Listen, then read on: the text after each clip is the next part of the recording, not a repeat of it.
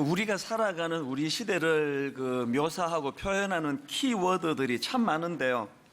제가 최근에 트렌드 지식사전 6 이런 제목의 책을 읽었는데요. 그 책에 많은 우리 시대를 설명하는 트렌드들이 열거되는데 그 중에 눈에 띄는 게 하나 있었는데 뭐냐 하니까 우리 시대를 이렇게 표현할 수 있다는 거예요. 기쁨 강박 시대. 이게 굉장히 강렬하지 않습니까? 기쁨 강박 시대라는 게 뭐냐 하니까 사람들이 SNS 같은 것을 통해 가지고 내가 다른 사람들보다 얼마나 더 행복하게 사는가를 보여주려고 안간힘을 쓰는 현상, 이게 기쁨 강박 시대라는 겁니다. 그래서 전에는 가족끼리 그냥 외식하고 피자 한 조각씩 먹고 그 자체가 좋았는데 요새는 그럴 때마다 다 사진을 찍습니다. 그리고는 이제 가족들이 이러면서 이제 SNS에다 올리고, 이게 이제 우리의 행복한 모습을 이제 보여주고자 하는 현대인들의 심리 상태를 반영한 거라는 겁니다. 그러면서 전문가들이 하는 말이 이 기쁨 강박 시대를 사는 현대인들이 이 기쁨 스트레스에 시달리고 있다는 겁니다. 사실 그 밑바닥에 흐르는 근본적인 전제가 뭡니까? 사실은 안 기쁘다는 거 아닙니까? 내가 별로 행복하지 않으니까 막 어떻게 해서라도 내가 남들보다 행복하지 않는 모습을 이제 보이면 안 된다, 이런 강박이 있는 것을 보여주는 거 아니겠습니까? 이게 참 마음을 씁쓸하게 하는 것 같습니다. 또 그런가 하면은 오늘 우리 시대의 병리 현상 중에 하나가 이 각종 중독 현상에 지금 노출되어 있는 거 아닙니까? 어린 애들은 게임 중독 문제가 보통 문제가 아니고요. 어른들은 지금 도박 중독 이런 게 지금 보통 문제가 아닙니다. 미국 같은 데는 마약 중독, 이게 지금 큰 사회적인 문제 아닙니까? 이런 각종 중독에 노출되어 있다는 것, 이게 뭘 의미하겠습니까?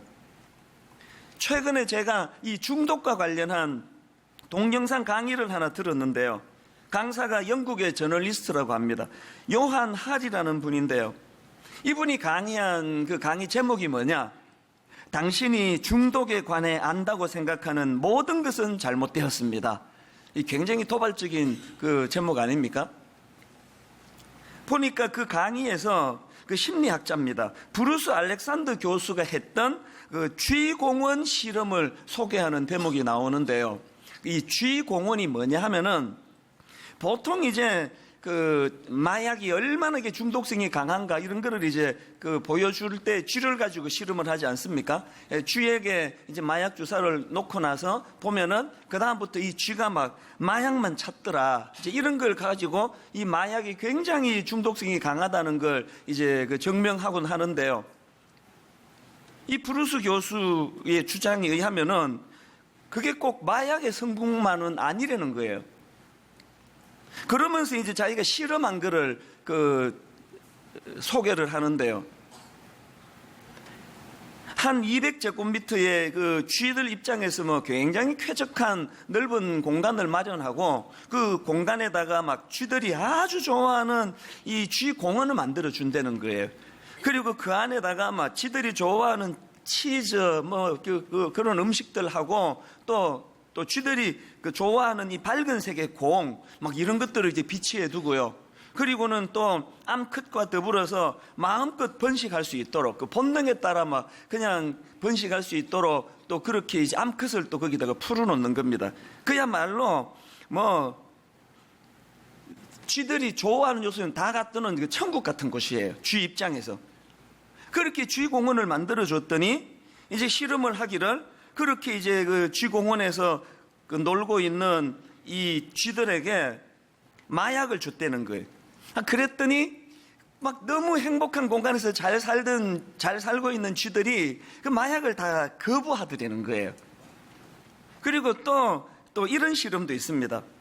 이것도 이제 앞에서 말한 쥐공원하고 연관이 있는데요. 이번에는 이제 쥐를 이제 각각 32마리의 쥐를 16마리씩 두 그룹으로 나눕니다. 한 그룹은 방금 설명해 드렸던 쥐천국 같은 그런 공원에다가 이제 풀어놓고 나머지 16마리의 쥐는 이제 일반적인 그냥 이제 보통과 똑같은 그런 곳에다가 16마리를 이제 풀어놓고는요.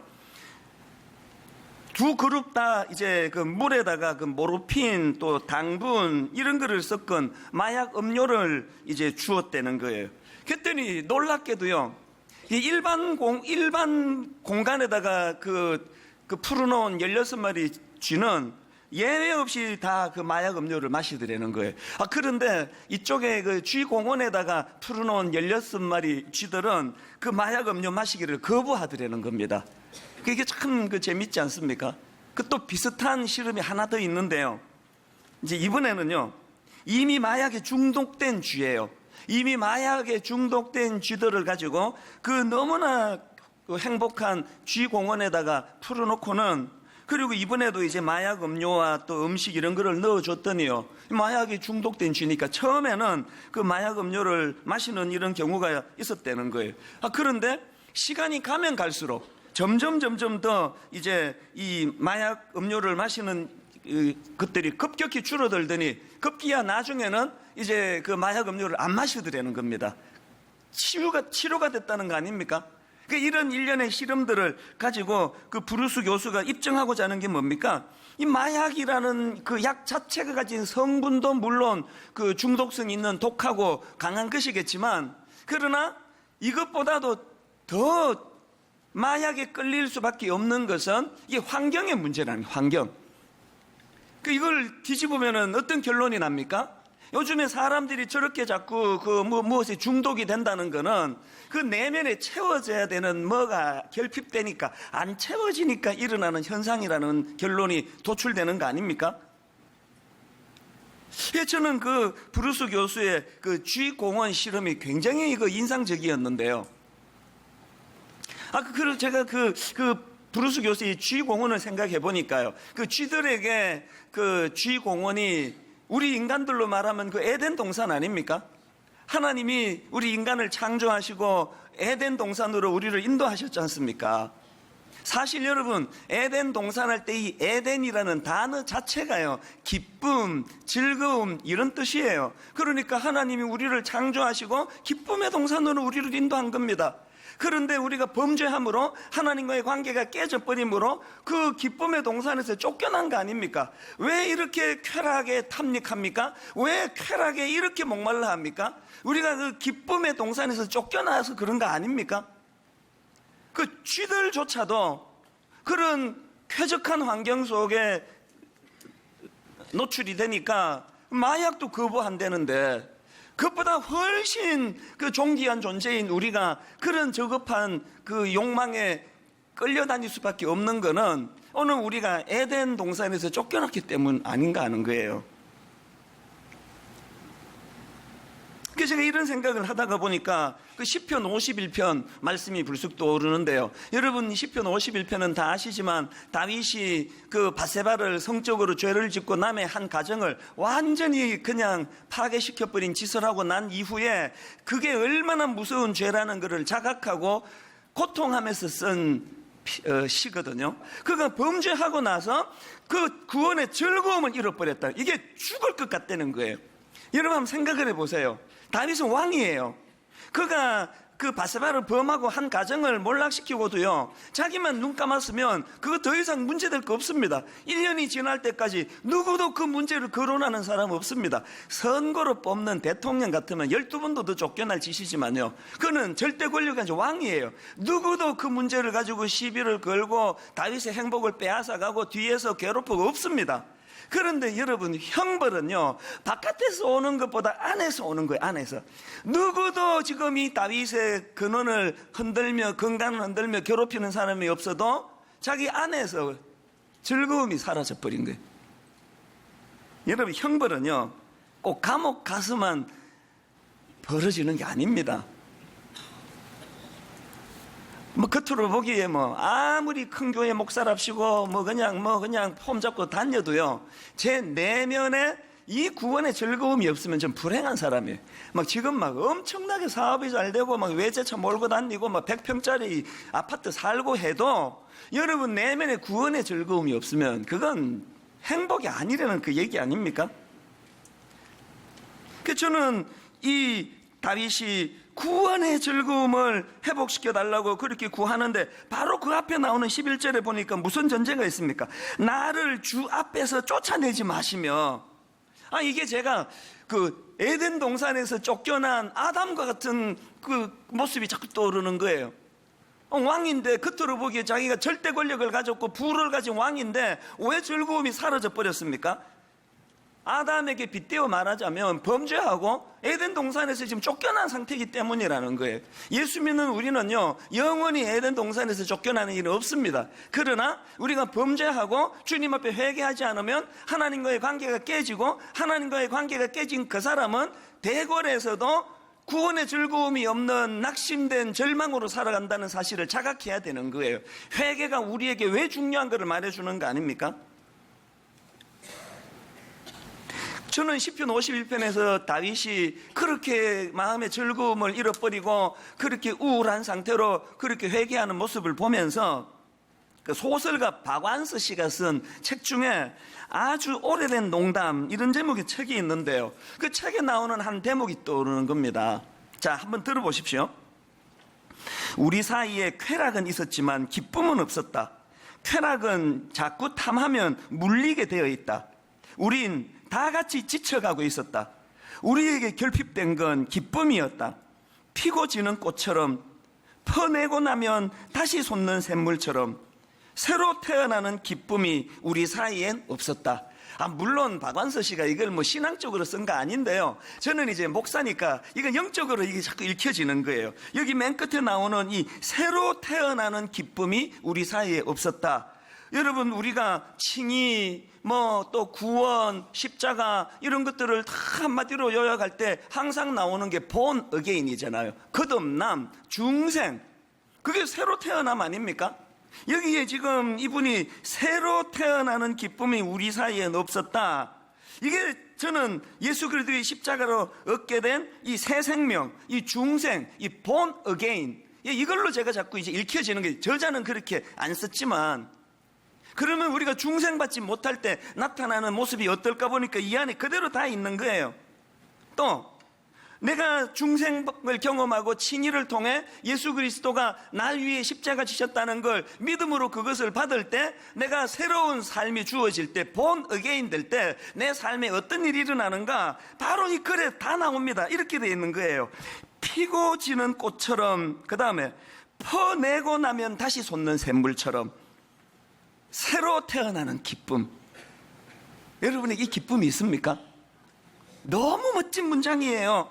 여러분, 남만 예수 잘 믿어도요, 이 악한 세상을 살다 보면 악한 사람 때문에 상처를 받는 일이 있고요, 물질적으로 어려움에 빠져서 잠이 안 올 때가 있고요, 병을 만나가지고 두려움에 수술을 앞두고 두려움에 빠질 때가 있습니다. 너무너무 마음이 낙심된 상태로 잠자리에 들어갈 때가 있습니다. 그러나 오늘 진짜 구원의 감격을 경험한 사람들은 이 문장 그대로예요. 피고 지는 꽃처럼, 퍼내고 나면 다시 솟는 샘물처럼. 사단이 어젯밤에 내 기쁨을 다 퍼가 버렸어요. 너무너무 마음이 낙심이 돼서 그렇게 잠자리에 들어갔습니다. 여러분, 그 짧은 밤 사이에 뭔 일이 일어났는지, 분명히 내 영혼이 기쁨의 샘이 고갈이 됐는데 차고 나면은 금방 채워져 가지고 어제 언제 그랬냐는 듯이 또 기쁨으로 하루를 시작할 수 있는 겁니다.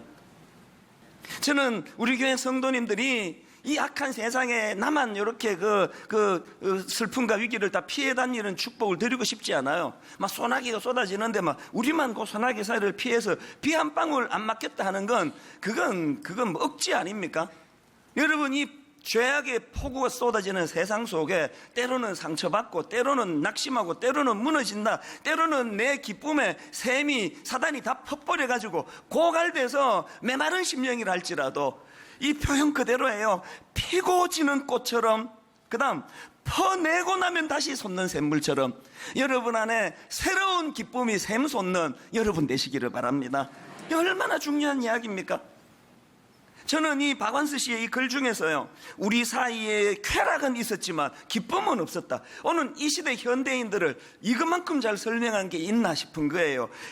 우리 사이에 쾌락은 있었지만 기쁨은 없었다. 제가 이 문장이 참 좋아서 이거를 묵상을 하다가 보니까 성경에요, 이 문장하고 정반대되는 문장이 하나 있는 걸 발견했습니다. 자, 한번 하박국 3장 17절 18절을 보십시오. 17절. 비록 무화과 나무가 무성하지 못하며 포도나무에 열매가 없으며 감람나무에 소출이 없으며 밭에 먹을 것이 없으며 우리의 양이 없으며 외양간에 소가 없을지라도. 없는 것도 많아요. 막 없는 게 너무 많아요. 아니 그냥 뭐 없는 게 많을지라도 이러면 되는데 뭘 이렇게 상세하게 썼나 보니까 그 다음 18절을 강조하고 싶은 거예요. 18절 보세요. 그럼에도 불구하고 나는 여호와로 말미암아 즐거워하며 나의 구원의 하나님으로 말미암아 기뻐하리로다. 그냥 한 줄로 무화과는 나는 뭐 없는 게 많으며 이렇게 하질 않고 계속 무화과 나무가 무성하지 못하고 포도나무 열매 없고 감나무 소출 없고 밭에 먹을 거 없고 우리의 양이 없고 외양간에 소가 없고를 열가는 이유가 뭐예요? 이런 결핍이 많은 상황 속에서도 그럼에도 불구하고 나는 여호와 하나님만으로 나는 만족한다. 이거 강조하는 거 아닙니까? 지금 여러분 그 박완서 씨가 표현했던 우리 사이에 쾌락은 있었지만 기쁨은 없었다는 이 세상 사람들과 결정적으로 다른 차이가 있다면 우리는 그런 쾌락 뭔지 몰라요. 저는 담배도 못 피고 술도 못 먹고 여자하고 어디 뭐 미사리 같은 데도 못 가고 저는 뭐 이것도 못 하고 저것도 못 하고 뭐 사치스러운 일도 못 하고 뭐 외제차도 못 사고 막 그냥 막 몇만 원짜리는 뷔페 식당 갈 때도 양심에 걸리고 나는 못 하는 게 한두 가지가 아니에요. 그래서 제가 불행합니까? 저는요 쾌락은 없지만 기쁨이 있는 사람이에요. 왜? 난 여호와로 인하여 즐거워함을 알거든요. 우리가 자꾸 그 에덴 동산을요, 또 죽어서 천국 가는 이 천국을 그 좀 포인트를 잘못 묘사할 때가 많습니다. 저는 개인적으로 그 기독교 그 동화책 같은데 아이들 보는 동화책에 막 천국을 막 열매가 막 주렁주렁 달리고 막 너무 그냥 막 모든 조건을 구비한 것처럼 그려놓은 그림을 보면 조금 우려가 돼요. 그 애들 생각에 그 어릴 때부터 나도 천국 가고 싶다 그러면서 막 거기 가면 막 열매가 막 따먹어도 안 없어지는 그런 열매가 있어 나 천국 가고 싶다 그러면 아이들에게 잘못 가르치는 거예요. 여러분 천국이요 그렇게 모든 것들이 다 결핍된 게 없어가지고 그렇게 행복하다면 그건 우리가 쥐새끼 취급을 받는 거예요. 우리가 여러분 배부른 돼지입니까? 우리가 에덴 동산을 그리워하는 건요 거기에 결핍된 게 없는 풍족이 아니고 거기에 여호와로 말미암아 기뻐하는 곳이기 때문에 그렇거든요. 여호와 하나님이 계시는 거고 하박국 선지자처럼 눈 떠보니까 이것도 없고 애라고 낳았는데 맨날 공부 꼴찌하고 뭐 남편이라고 결혼했더니 그냥 뭐 맨날 돈도 못 벌어다 주고 건강이라고 하나 있는 게 맨날 비시비시 기침이나 하고 하나도 그냥 결핍된 게 없음에도 불구하고 이상하게 내 안에 기쁨이 넘쳐나는 거. 왜 그러냐? 답도 자기도 몰라요. 나 왜 이렇게 기뻐해야 되지? 이거 아무것도 없는데 저런 그냥 그 무능한 배우자랑 결혼은 했는데 매력도 하나도 없는 저런 여자랑 사는데 나는 왜 이렇게 난 기쁜 거지? 이유 알면 그건 복음 아니에요. 이유 몰라요. 뭐 그냥 즐거운 거예요. 왜? 여호와로 인하여 즐거워하는 거 원래 그런 거예요. 오늘 여러분 이 말씀 속에서 즐거워하느니라 사실 이거 원어에 가깝게 번역을 하면은 즐거워하느니라보다 자랑하다로 번역하는 게 옳습니다. 충분히 이해가 될 수 있는 번역 아닙니까?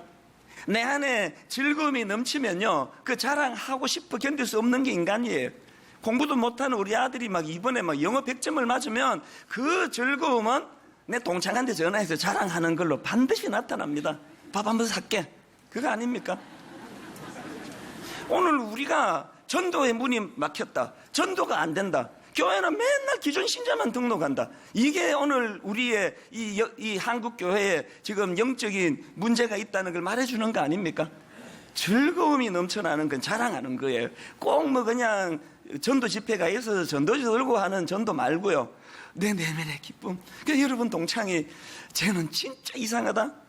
남편이 이번에 직장에서 쫓겨나고 애는 지금 사무소에 또 실패하고 지금 뭐 그냥 건강은 잃어가지고 맨날 골골 하는데 도대체 쟤는 뭐가 저렇게 즐거운지 몰라. 그게 전도예요. 그게 그리고 또 한 가지 더 기억하셔야 될 거예요.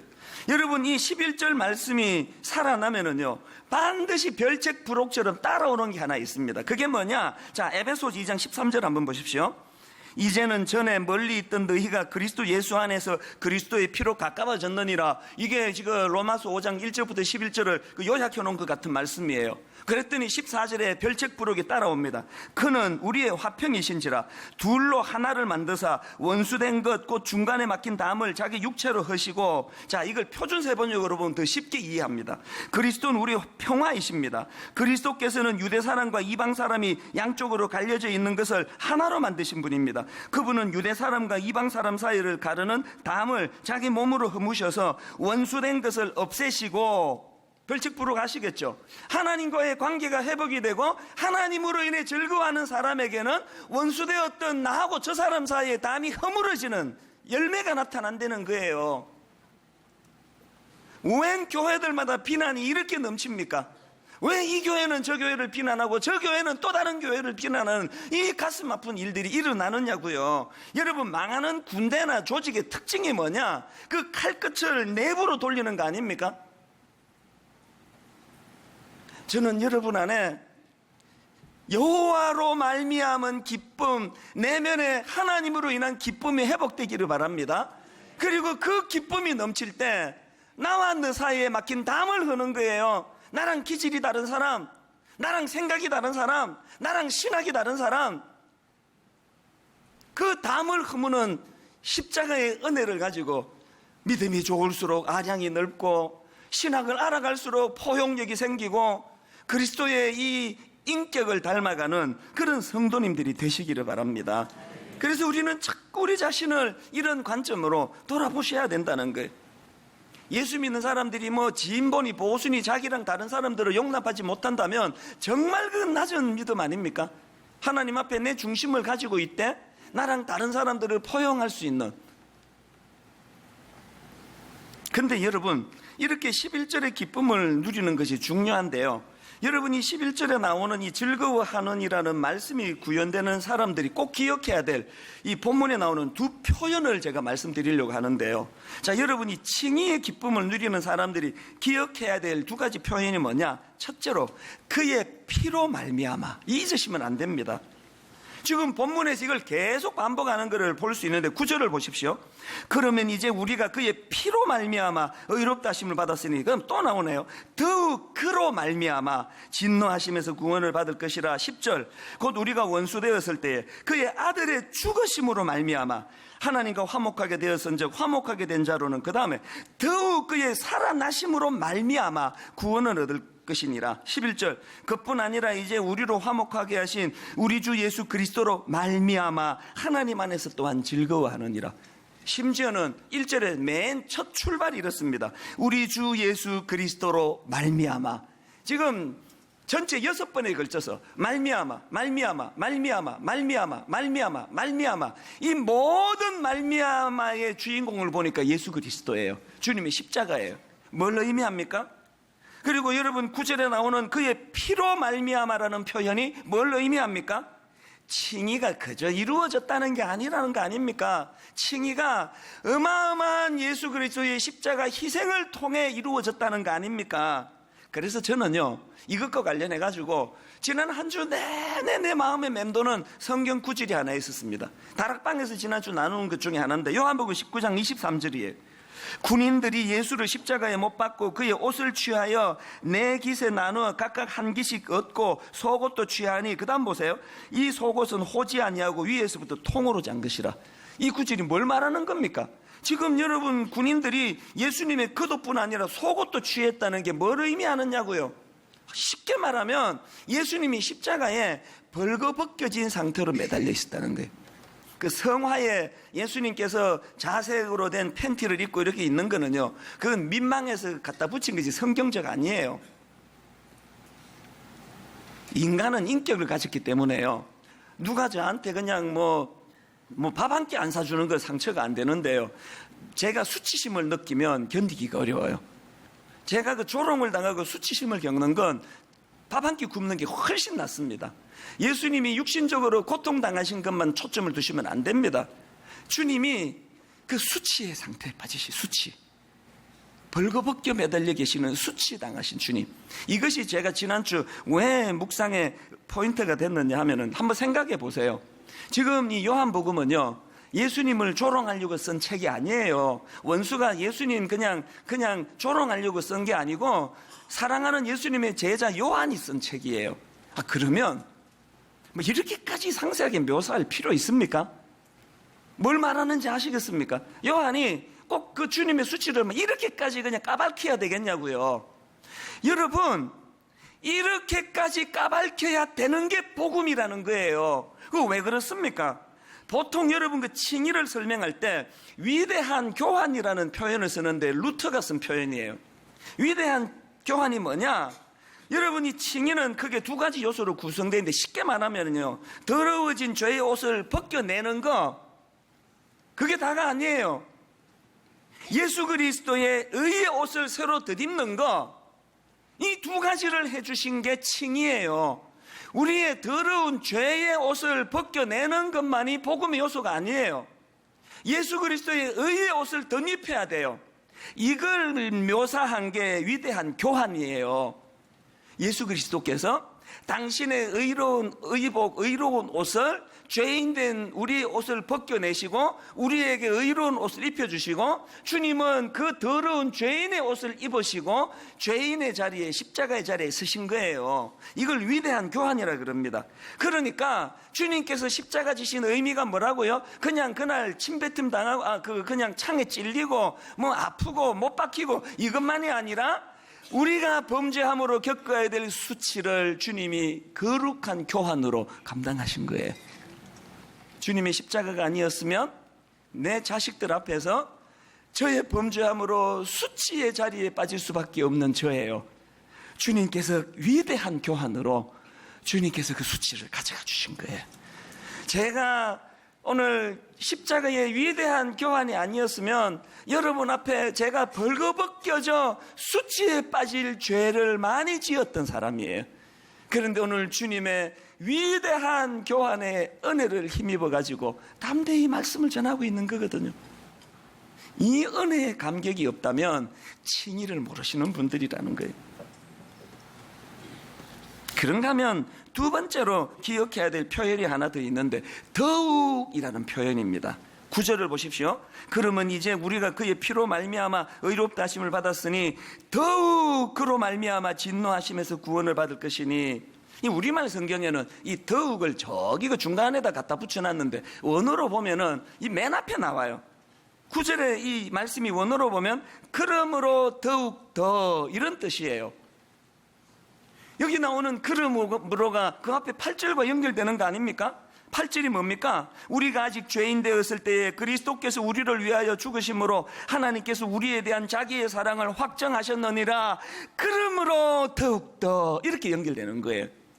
10절도 마찬가지예요.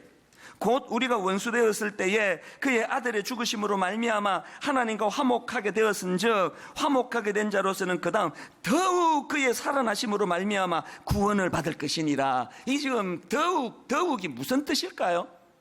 우리가 아직 죄인 되었을 때에, 우리가 아직 원수 되었을 때에, 그런 원수 같은 인간들을 위해서도 하나님이 독생자 예수 그리스도를 십자가에 내어주심으로 우리를 구원해 주셨다면, 하물며 이제 우린 더 이상 하나님과 원수가 아닌데, 하물며 이제 우리는 하나님의 자녀가 되었는데 어떤 확정된 구원의 은혜를 베풀어 주시겠느냐?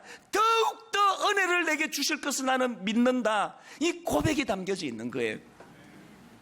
제 20살 시절에 하나님을 조롱하고 삿대질을 하고 당신같이 무능한 신에게 내가 님자를 붙이지 않겠다는 이런 천인공난 짓을 저지를 그때도 사랑으로 저를 내치지 않으셨는데, 오늘 제가 그래도 부족하지만 목사로서 주님의 영광을 드러내려니 하고 있는 지금 더욱더 은혜를 주시지 않겠습니까?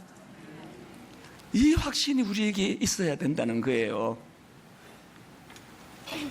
그래서 우리나라 분들이 이 은혜를 모르니까 나이가 조금 들면은 막 그 힘들어하고, 막 여자분들 특히 막 주름 생기면 막 괴로워하고, 막 그냥 뭐 등산 가는데도 막 그냥 그 무슨 IS 대원처럼 해가지고 얼굴 다 가리고 다니고. 근데 길 가다가 많이 봤어요. 막 이러면서 뭐 주름진 거 펴려 그러고 이런 거를 보면 너무 안쓰러워요. 막 주름 생기면 또 막 그냥 성령 외과 가가지고 막 또 주름 펴고 그래가지고 어떤 분은 막 주름을 하도 땡겨가지고 배꼽이 지금 여기 와 있다 그러죠. 너무 땡겨가지고.